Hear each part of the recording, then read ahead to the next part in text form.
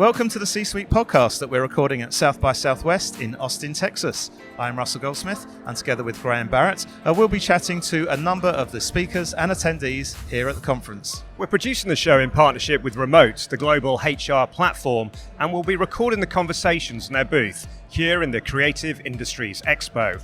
This particular episode features interviews with Larry Miller, chairman of the Jordan Brand Advisory Board at Nike, Ken Oliver, VP of Corporate Social Responsibility at Checkr, and Jeffrey Korzenik, chief economist at Fifth Third Bank, who all spoke on a panel about the efforts being made to remove the barriers to employment for the millions of Americans with an arrest or conviction record. Some truly amazing stories coming up.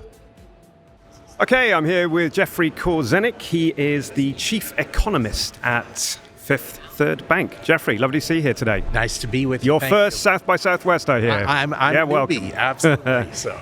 Now, you're speaking on a session, aren't you, about, this is a fascinating subject, a creative way to address the growing labour shortage.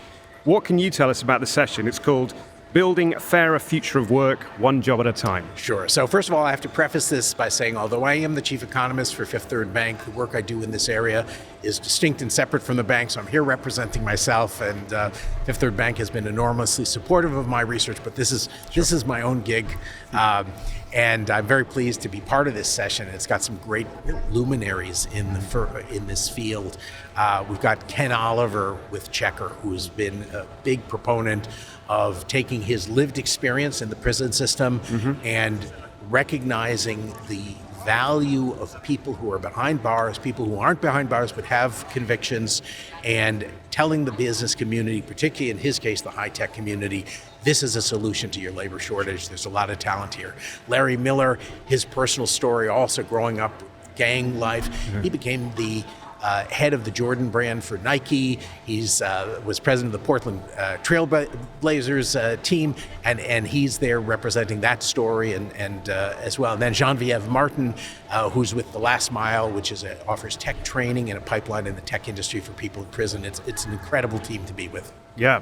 So that sounds like an awesome session. So give me the background to it then. Why are you such an advocate of fair chance hiring? Sure. So I've been in the business community and as an economist, 35 plus years of experience. And one of the things that you have to learn as an economist is what drives growth is really boils down to how fast can you grow your workforce and how productive can they be. So it's really a human capital discussion. Yeah. And we have a problem in the United States quite severely, but also throughout the developed world. We stopped having enough babies 25 and 30 years ago. Yeah. So our older generations are retiring out of the workforce, but they're still consumers. And we no longer have the steady inflow of new workers to meet their demands. That's a labor shortage. It's holding back growth. It's creating inflation. We have to look for talent where we've never looked before. Yeah. And it's not the only solution, but in this country, the 19 million Americans with felony convictions, the tens of millions more with misdemeanors, are the single largest and most overlooked talent pool in the United States. So it's a solution to a big economic problem. Yeah, that's great. It's just, you've analysed the data. It's just really a solution, as you say. Tell me about some of the barriers then. I mean, why wouldn't you do this if you're a company? What are some of the barriers that prevent companies from taking on these people? So there tend to be three objections. One revolves around liability. We're a very litigious society in the United States. Liability and risk, safety issues. Second objection is quality. Can this population really do good work? And number three, there's concerns over reputation. I think that's kind of an old-fashioned thing. Most consumers, most employees want to work for or do business with an enterprise that is adding value to society, not just dropping money to the bottom line and to shareholders. Yeah. And maybe what are some of the benefits of bringing on these people? Well, the benefit, and I have to emphasize, you only get the benefits if you do it right. So there are lots of businesses, when I first started talking about this around the country, would come up to me and say, oh no, that wasn't my experience. I had a bad experience. Yeah. Well, like anything else, you have to do it the right way. And the benefits, if you do it the right way, are not just that you get another employee, but people with records who are eager to prove to the world that they are more than their worst mistakes tend to be exceptionally loyal and engaged employees. And that's a recipe for productivity and profitability. Okay. So what advice do you have then for some of these companies? What is the best way to set yourself up so you can take on people with conviction records? So you can't just flip a switch. You have to understand our whole kind of environment and how this happened and where people with records are coming from in their life journey. A lot of people who have records got to that place because they have poor histories in their family employment and mentorship. So you have to understand their gaps in this population. But ultimately, you have to understand, how do you select from this group and what supports do they need to thrive? That's like any talent process. Find who's a good fit, give them the tools to thrive. It's just with this population, how you pick them, how you support them is a little different. The best thing to do is start with proof of concept. Go visit companies that are already doing this. Go participate in any of these cohort-based training programs. I've supported one in Chicago that helped teach businesses how to do this the right way. It's an education process, has to be the start. Okay. And how confident are you that the solutions that you're proposing can be implemented across corporate America? Oh, 100%, because I've seen it work. And all of my research, I've been looking at this for over a decade now. As you know, I'm the author of a book called Untapped Talent, which brings a lot of that into a single place for business owners. I have seen it work across industries, in different geographies. It always works if you do it right. It's just so many businesses don't know how to do it right, or have made assumptions about this talent pool that have led them to avoid this group. We're in a labor shortage. It's a structural labor shortage. You can't overlook anyone. Yeah. Well, it's going to be a fascinating session. I hope it goes well with Ken and with Larry. And Jeffrey Korzenik, thanks so much for joining me today. Thank you so much. Okay, I'm here with Larry Miller, who is the chairman of the Jordan Brand Advisory Board at Nike. Correct. Lovely to see you here. How you doing? Pleasure to be here. Yeah, no, it's awesome that you spent the time to come over here. So thanks so much.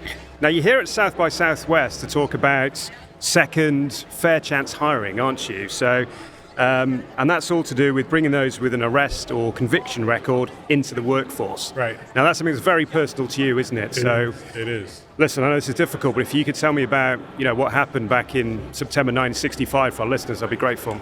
Well, so from the age of about 12 to 30, I was in and out of jail. I was in a gang, involved in a bunch of criminal activity. And when I was 16 years old, I shot another kid and he died. I was sentenced. I was tried as an adult, pled guilty to second-degree murder, was sentenced to 4.5 to 20 years. Did the 4.5, got out, was still caught up in the recidivism of the criminal justice system and kind of the revolving door. Ended up back in jail with had 5 armed robbery charges. And when I was arrested that time, I decided I wanted to change my life and that I was tired of the criminal life. And they had an opportunity. And the last time I was arrested, the jail I was in had a program where you could take college classes inside the jail. Okay. And then you could qualify to move into these trailers that were actually outside the jail. You lived in those trailers and were able to leave every day and go to school and have to be back by the evening. So I got into that program. I got my associate's degree while I was in that program, and then transferred to a halfway house in North Philadelphia, transferred my credits to Temple University, and got my bachelor's degree from Temple. Wow. And started my career. But the challenge was getting past my background, getting past the things that I had gotten involved in as in the criminal activity. Yeah. So do you think that's a secret? When you do spend that time in prison, you've got to be thinking about the next thing and when you're coming out. Is that how you get through it mentally? I think absolutely that's a big part of getting through it mentally. And the question is, what are you planning to do when you get out? And for me, the last time that's when I was decided that I wanted to change my life and try to do something constructive and positive in my life. But I guess at that point, you didn't know how far you could go. And obviously you've written this amazing book which tells about your story, from that background to the upper echelons of the corporate world, as it were. How did you do it? How did you turn it around? Well, like I said, I decided to get my education. And to me, education was the game changer for me. That was the thing that really made the major difference for me, was getting an education. And having that opportunity to do that, starting while I was incarcerated and then completing it afterwards, it really made me believe that I could do something different with my life. When I was about to graduate from Temple with a degree in accounting, It was what was called the Big Eight accounting firms at the point, and I was looking to connect with one of them, and the one I was focused on was called Arthur Andersen, and so I ended up spending the whole day there interviewing with a number of people, and all day in the back of my mind, I'm like, should I share my background? Because all they knew is I was a young black man about to graduate with honors from Temple University with an accounting degree. So I get through the whole day, and finally I get to the end, and the last guy is the hiring manager, so I decide I'm going to share my story with him. And so I kind of start telling him my story, and as I'm talking to him, I can see his face changing, but not in a good way. Yeah. And finally I get done, and he said, wow, that's an amazing story. I'm glad you're going to do great. And he reached in his pocket and pulled out an envelope. He said, I had an offer letter here that I was all ready to give you, but I can't give it to you now. He said, I can't take the chance on giving you a job. I wish you the best, but I can't hire you. And at that point, I decided I wasn't going to share that information. I wasn't going to deny it if it came up or lie about it, but I wasn't going to volunteer the information. It's almost like you had two turning points in your life, didn't you? You had that time when you were going to go into jail for the second time when you decided, look, this isn't me anymore, I want to turn this around. And that was almost like a second turning point, wasn't it, to keep your silence? It really was. And so for 40 years, I built my career with people that I worked with closely every day, and people that are friends and I consider family, who had no clue about my background because I just did not share it with anyone, because I knew if I did, or I believed that if I did, it would hinder what I was trying to accomplish. Yeah. But how much does that eat away at you, having to keep that secret, not even having one confidant that you can relay this story to? It really worked on me. I had recurring nightmares of going back to jail. I had migraines so bad that I ended up in the ER a few times. So it was really eating at me. And so being able to share the story and kind of put it out there has been like a real relief for me. It's been very freeing for me. Yeah. Well, I guess, we're talking about turning points then. That's the third and final one, isn't it? If this is 3 acts, exactly. I guess. So why did you decide to... your story is called Jump, My Secret Journey, isn't it? The book's out now. It came out 2 years ago. What was the motivation behind writing? My oldest daughter, for many, many, many years, worked on me and said, Dad, you should share your story. It can motivate and inspire people. And I pushed her off for years, but finally she convinced me that it was something that I would do and that we would work on it together. And so her and I actually worked on the book together, but it was really her pushing and prodding me that really made me understand and believe that it could have a major impact. And so far, she was right. It is having an impact on people, on the way people view formerly incarcerated people, on providing hope for people who are incarcerated or who were formerly incarcerated, and understand that they still have the opportunity to change their life and move their life in a positive direction. So I'm glad that she convinced me to do it. And it's been freeing for me. The other major part of it for me is that I was able to connect with the family of the young man that I shot and killed, and met with them, sat down and kind of expressed my sorrow and remorse to them. And it was his sister, his son, and his daughter. And each one of them talked about how it affected them, but they also, at the end of each one of them speaking, they said, "But I forgive you." Wow. And I was 16. I was drunk out of my mind. I was mad with the gang stuff, and it just was. And he was an innocent person. It was just he happened to be at the wrong place at the wrong time, and it's something that I regret every day of my life. I'm sure. And I was able to express that to them, and they forgave me, which is the best thing that I could have asked for. I mean, I was going to say, obviously, the book is awesome and you want to get great feedback from that. And if you can help others in your position, then that's great. But to have that forgiveness, that must be the most important thing. That was the most important thing for me. And coming out of this whole process, that's the thing that means the most to me, is the fact that I was able to get that forgiveness from the family. And you mentioned Layla, your daughter, who helped you with the book. When did you first tell her, and how difficult a moment was that?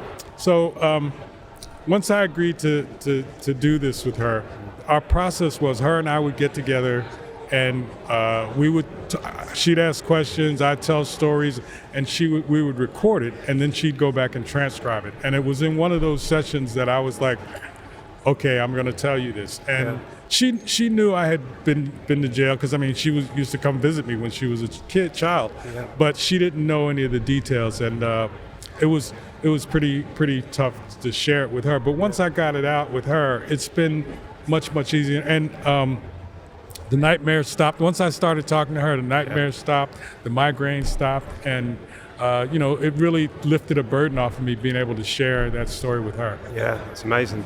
Now, then, if we go back to your, the corporate world and your career, you didn't just do well. You did it exceedingly well, didn't you? You really flew out of the traps, as it were, and you became president, didn't you, of the Jordan brand? I know you're on the chairman of the advisory board now, but you were president of the Jordan brand. I guess you had to tell people like Michael Jordan and Phil Knight about your past. And how was that? Actually, I didn't. Okay. They didn't find out until I was ready. We were about to do the book. Once I knew I was definitely going to do the book, and there was a list of people that I wanted to make sure that they heard it from me before they heard it somewhere else. Yeah. And those two were at the top of the list, Phil Knight and Michael Jordan. And it was really pretty amazing. It was during the pandemic, so I couldn't get together with them face to face. So I had to do it virtually with both. And so was it over the telephone or a Teams call or a Zoom call? FaceTime call. FaceTime call, right? Call. Yeah. And it was really amazing. I mean, I kind of went through the whole story of my daughter. This is with both of them individually, but not Yeah. And each one of them, after I was done, said, "MJ, I can hear his voice saying, I agree with your daughter. You should share the story, and if whatever I can do to help, let me know." And they both said that and have been extremely helpful and supportive during this whole process. And again, that must mean the world to you, those people that you've worked with so long that I'm sure you hugely respect. To get their backing as well must be big. That was big for me. And once I kind of shared with the two of them and they were encouraging and positive, I really said I must be doing the right thing.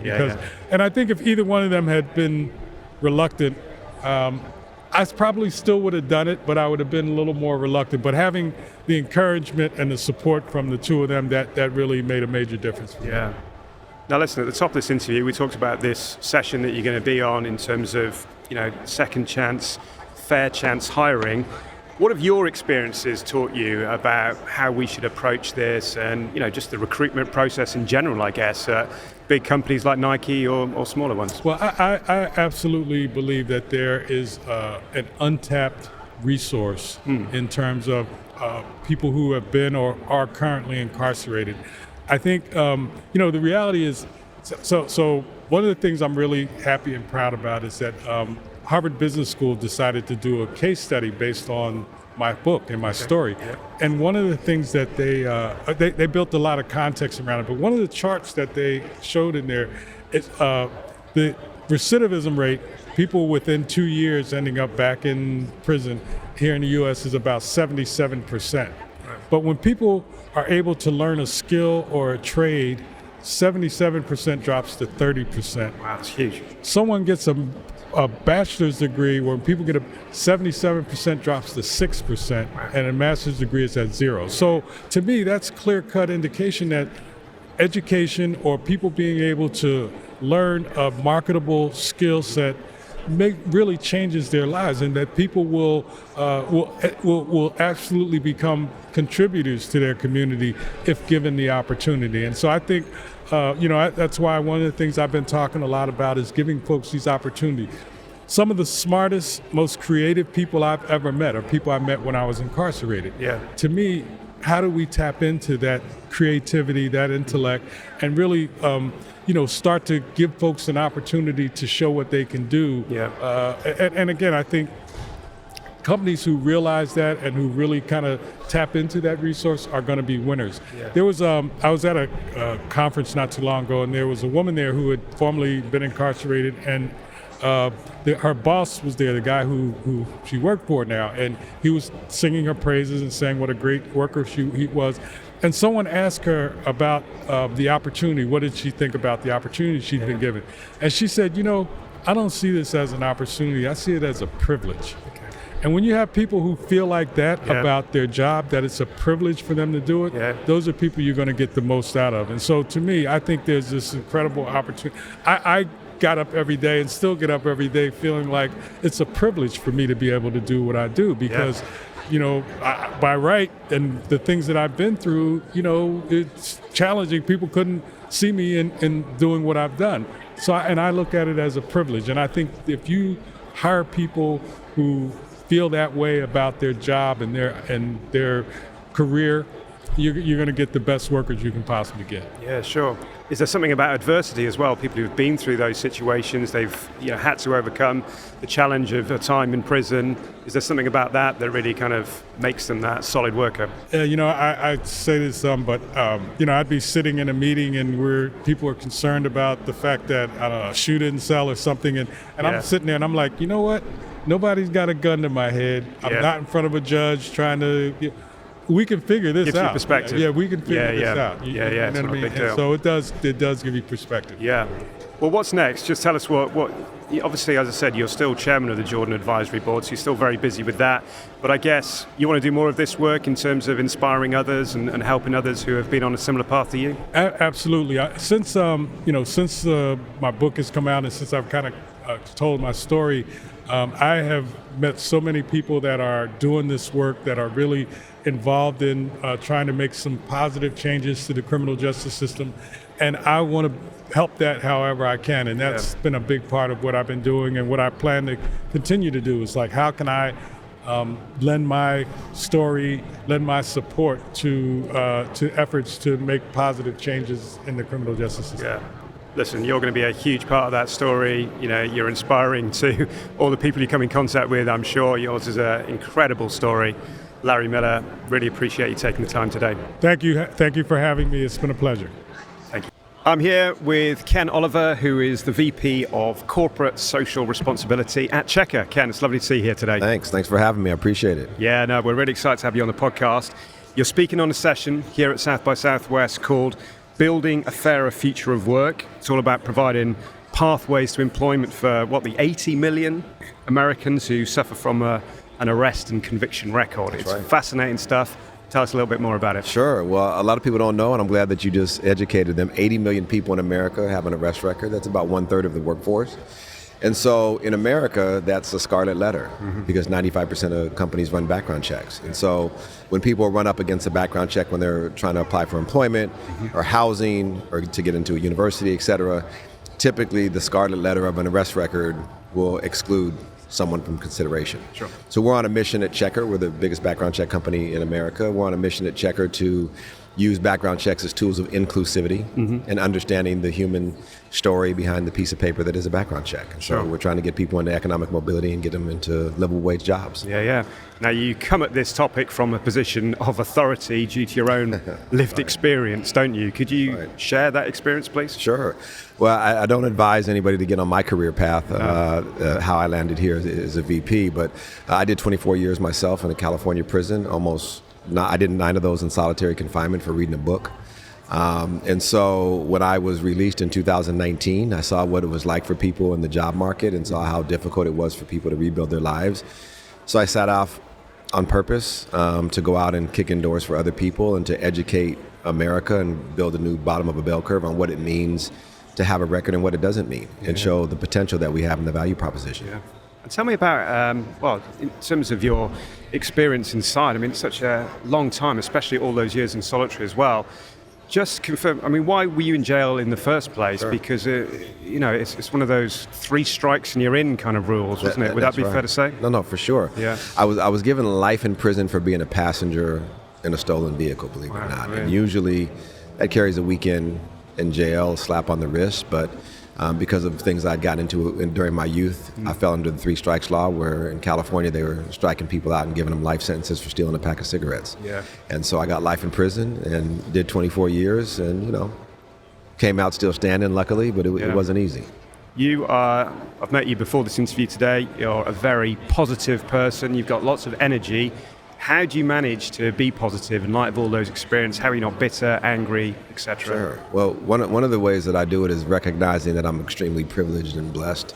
I'm extremely humbled to even have gotten out of prison when I was given a life sentence. And then the amazing community of people that have embraced me and provided me pathways and opportunities have allowed me to be the best version of myself. And so I wouldn't be able to sleep at night if I knew that so many people had helped me and been responsible for my own career trajectory if I didn't reach back and give that opportunity to others. And so I really live my life in service of people who have gone through similar things that I've gone through, Larry and other people that you talked to yesterday. And I don't think I have time or energy to be depressed or angry or bitter.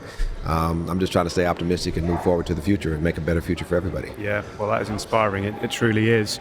Tell me a little bit about your journey then to Checkr. I said you are VP of Corporate Social Responsibility. So, how did that, when you came out of jail, how did you get up the ladder? It's kind of an interesting trajectory. I got out and I became a paralegal at a public interest law firm about 2 weeks out.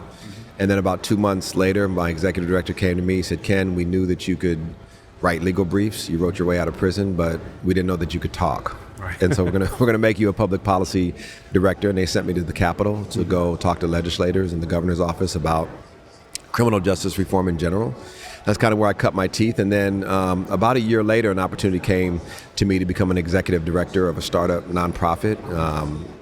And so I took that opportunity and built out a workforce business plan and started working with the legislature and the governor's office. And in 2021, they gave me $28.5 million to build out the first ever residentially based tech training program for justice impacted men and women. And then shortly thereafter, Checkr, who had kind of been doing fair chance hiring since 2015, they wanted to tap somebody with lived experience to come in and build out their corporate social responsibility division and build a corporate foundation. And I was fortunate enough and blessed enough that they chose me.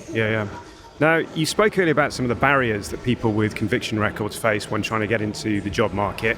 What are some of the positive benefits of employing people like yourself with these kind of backgrounds? Sure. So, I talked a little bit earlier about the Scarlet Letter. And what happens is we've all told ourselves a narrative about what a arrest or conviction history means. And the reality is most of that narrative is false. And so the people that have been arrested or convicted are our brothers, they're our uncles, they're our fathers, they're our sisters, they're our mothers. And they're all have a tremendous amount of potential to contribute to society and be a tax asset rather than a tax burden. And so when people hire justice impacted people and give them an opportunity, usually what we see in the data shows that they're the most loyal because they haven't been given opportunities before. They promote faster and at a more multiple clip than average employees, right? Because they have something to prove. They're great culture carriers for organizations because they've shown that they've gone from tragedy to triumph and they're able to thrive. Adversity and exhibiting that resilience to be able to go. I know people who grew up in the projects who are now software engineers at our company, right? And have just overcome amazing odds. And so it's a great inspiration for company employees and people who are privileged, right? In many cases, who see people come from the ashes and rise up to add tremendous amount of value to a company like Checkr and others. So now what you do, isn't it? You go out to corporates and try to encourage them to go down this route. What are some of the feedback you get there? Is it positive? Are people happy to help? Sure. Well, there's a big movement in the United States for companies to source talent in different ways because there's a labor shortage. And so when you look at the future of work and we recognize that there's 10 million job openings and only 5 million people available to fill them, we have to now start sourcing talent in different ways. And because there are so many people who have records in this country, what we do is we go and talk to corporate America about here's a talent pool that's previously untapped.